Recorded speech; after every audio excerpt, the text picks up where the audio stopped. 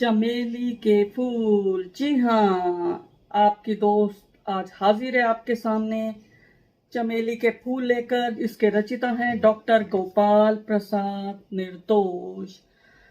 दोस्तों, आज हम बात करेंगे इस पुस्तक के बारे में, इस काव्य के बारे में। मैं बता देती हूँ, ये बोधि प्रकाशन से आई है 2020 में, पेपरबैक में, मूल्य मात्र 150 रुपये, पृष्ठ 152। मैं परिचय दे देती हूँ गोपाल प्रसाद जी का। नवादा बिहार के निवासी हैं। MA, PhD, नेट, BEd इनकी शिक्षा है। लेखन, अध्यापन, चित्रकर्म, रंग कर्म, सिने कर्म, लिखने पढ़ने, चित्रकारी, नाटक करने में माहिर, फिल्में भी बनाते हैं। कहानी, आलेख, आलोचना विधाएं हैं इनकी। और अब इन्होंने कविता लिखी है चमेली के फूल। सृष्टि पत्रिका और मेरी अभिव्यक्ति पत्रिका के संपादक हैं। इनकी रचनाएं रेखा चित्र प्रकाशित हुए हैं। कुछ की फिल्में बनी हैं और कुछ का नाट्य रूपांतरण भी हुआ है। इन्हें डॉक्टर राजेंद्र प्रसाद शिक्षा शिरोमणि पुरस्कार से नवाजा गया है। इन्होंने पुस्तक समर्पित किया मां चमेली देवी को और पिताजी पारसनाथ और भांजे गौरव वर्मा को। इन्होंने यह समर्पित की है पुस्तक। यह पुस्तक मंत्रिमंडल सचिवालय राजभाषा विभाग बिहार द्वारा प्रदत्त अनुदान से प्रकाशित हुई है। अब मैं इस पुस्तक के बारे में बता देती हूँ। इसमें 8 शीर्षकों के अंतर्गत 82 कविताएं हैं। नारी, प्रकृति, गांव, किसान, देश, प्रेरक, उसके अलावा है व्यक्तित्व विषयक, भाषा, शुभकामना, सद्भाव, और इसके अलावा मिश्रित और आत्माभिव्यक्ति, ये इसके शीर्षक हैं। ये मुक्त छंद की आसपास के परिवेश को जीते हुए सरल भाषा शैली भावनाओं से युक्त मुक्त छंद की कविताएं संपूर्णता को प्राप्त हैं। इसमें नारी विमर्श है, रिश्तों की बात कही गई है, किसान की व्यथा है, देश के प्रति प्रेम है, बच्चों को संबोधित कविताएं हैं, तीज त्योहारों के बारे में है, शहीदों को याद किया, हिंदी के प्रति सम्मान दिया गया है, हिंदी को, आत्माभिव्यक्ति है, श्रृंगार, रस, संयोग, वियोग दोनों हैं, जातिगत भेदभाव की भर्त्सना की है इन्होंने कविताओं के माध्यम से। अंतिम यात्रा और वसीयतनामा विषय कविता में एक कवि, साहित्यकार, कलाकार के मन के भाव प्रकट किए हैं। वो शायद मेरे भी भाव हो सकते हैं, मेरे भाव हो कह सकते हैं, मेरे भी भाव ऐसे ही हैं। कुल मिलाकर इनका व्यक्तित्व कविताओं में झलकता है। व्यष्टि से समष्टि की यात्रा है, क्योंकि भावुक मन चिंतन करता कविताओं से सहज स्वयं को जोड़ता चला जाता है। पंक्तियां धीरे धीरे दिल की तहों में बिछती चली जाती हैं। परिपक्व, सहज, सरल रचनाएं जो संपूर्ण जीवन को रेशा रेशा कर उधेड़ देती हैं, ताकि पाठक जीवन से लिपटा न रहे और कमल के फूल की भांति निर्लिप्त भी रहे। जी हाँ, रूपकों, प्रतीकों का प्रयोग किया, मानवीकरण, उपमा, अनुप्रास का प्रयोग किया, लक्षण, अशब्द, शक्ति प्रयोग की है, और कुछ बड़ी अच्छी कविताएं हैं। कन्यादान का अनुभव मुझे अनूठा भाव लगा। इसमें पहली बार मैंने ऐसी कविता पढ़ी है कि जब ये अपनी बीमार माँ को रिक्शा पर बिठाते हैं तो इन्हें ऐसा महसूस होता है जैसे किसी कन्या का दान किया। नाक छिदवाने का दर्द बताया है, बलात्कारियों की लानत मलानत की है, पर्यावरण के प्रति चिंता जताई है। संयुक्त परिवार के ये पैरोकार हैं। हर नेता को सीमा पार भी जाना होगा, बड़ी अच्छी कविता है, जनता के दिल की बात कही इन्होंने। एक कविता की पंक्ति मुझे बहुत अच्छी लगी। कहते हैं कि अब कोई बताए मुझे निर्दोष, मैं मंदिर या मस्जिद बनाऊं या पेड़ लगाऊं। बहुत सुंदर कविता है। और अब मैं कविता का पाठ करूंगी। जो प्रथम कविता है चमेली के फूल, इसमें देखिए रूपक है बहुत अच्छा, माँ को कहा है, माँ का नाम भी चमेली देवी है, इसलिए देखिए शायद माँ पर लिखी है। और इन्होंने ये रूपक है, माँ को कहा, चमेली का फूल का है, और माँ और फूल, चमेली के फूल में साम्यता इन्होंने दर्शाई है इस कविता के माध्यम से। कितना साम्य है उस चमेली और इस चमेली में। वह चमेली झाड़ी या बेल जाति से संबंधित है, मातृ पितृ विहीन यह चमेली उससे कम थोड़ी मानी जाए। पारसी शब्द से बनी वह चमेली और पारस के संग ब्याही, इस चमेली में कितना साम्य है। उस चमेली का मूल स्थान हिमालय का दक्षिणवर्ती प्रदेश है। इस चमेली का मायका भी तो इसके ससुराल से दक्षिण ही है। मैं उसकी तरह इसे भी जब पूरा पढ़ गया, मेरा ज्ञान इसके बारे में भी बहुत ही बढ़ गया।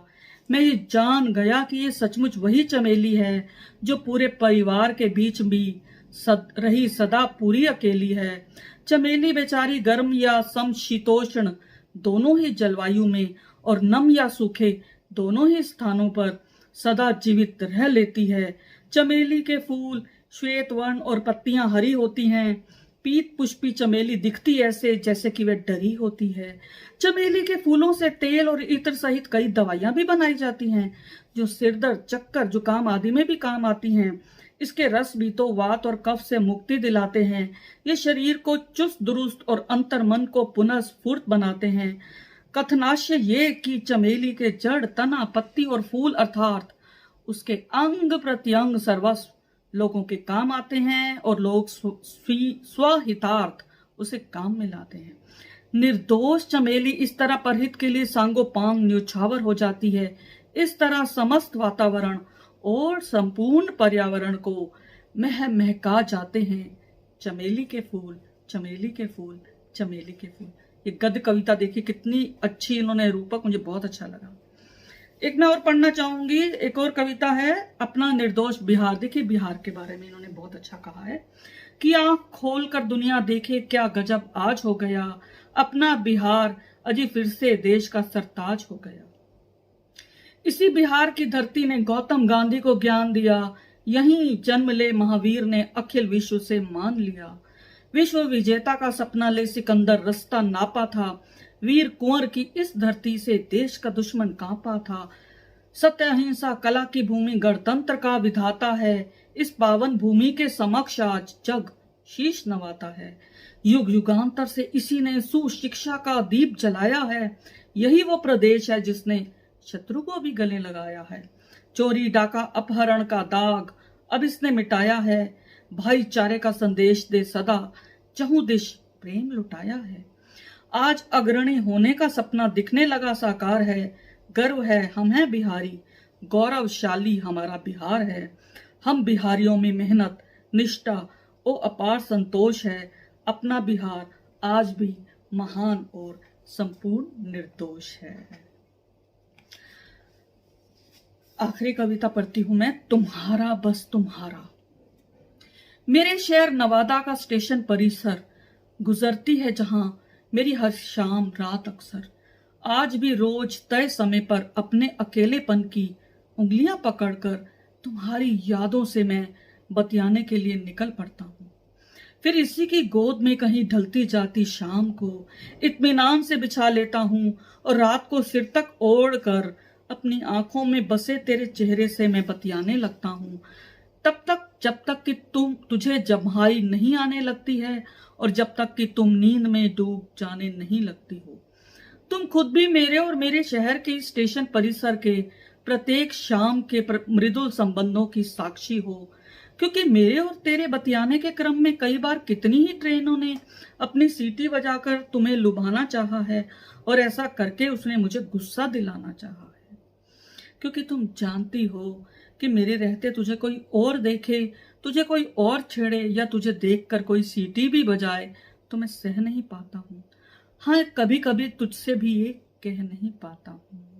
प्रिय, जब जब तुमने मुझसे अपनी उंगली छुड़ाई है तब तब मेरे शहर के इसी स्टेशन परिसर ने अपनी गुदगुदाती गोद में मुझे ठौर दिया है।